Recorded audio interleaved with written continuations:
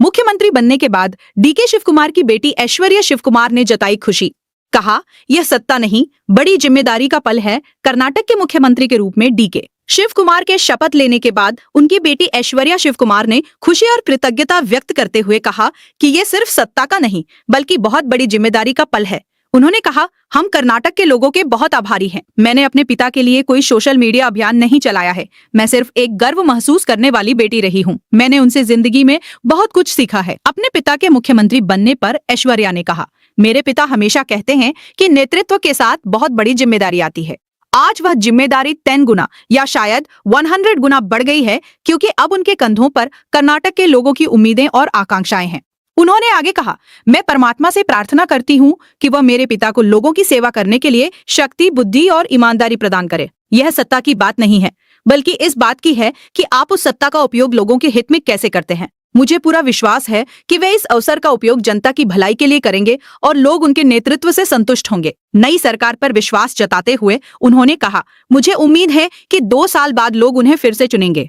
कांग्रेस ने उन जैसे नेता को ये जिम्मेदारी देकर अपनी दूरदर्शी सोच दिखाई है और हम पूरी ईमानदारी और निष्ठा के साथ इस जिम्मेदारी को निभाएंगे। अपने पिता के साथ रिश्ते पर बात करते हुए ऐश्वर्या ने कहा, हर बेटी का अपने पिता के साथ एक खास रिश्ता होता है और मेरा भी वैसा ही है। मैं शायद उनकी सबसे बड़ी आलोचक हूँ, लेकिन साथ ही उनकी सबसे बड़ी समर्थक भी हूँ। मुझे लगता है कि एक बेटी के रूप में मेरी यही भूमिका है। Day on the launch of Raj Bhavan today, your father sworn in as 25th Chief Minister of Karnataka. Yes, we're very grateful for the people of Karnataka. Well, he's a youth icon. Finally, the High Command has conceded. Last 6 months, there was so much of speculation on the power shift. As a daughter and also as a person who's been running the social media campaign for your father, how do you feel about it? No, let me correct you. I've not been running social media campaign for my father. I've just been a proud daughter. Okay. I think I've learned a lot from him. My father always says that when leadership comes, it's a lot of responsibility. Yeah. I think the responsibility has increased 10x or 100x today because it's the responsibility of the people of Karnataka.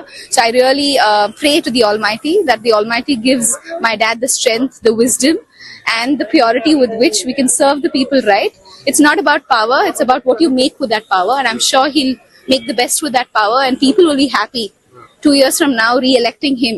Yes. To see Congress come back to power. It's the vision of the Congress to elect a youth leader like him today, and I hope they've given us the responsibility and we will fulfill it with utmost sincerity. You have a special bonding with your father.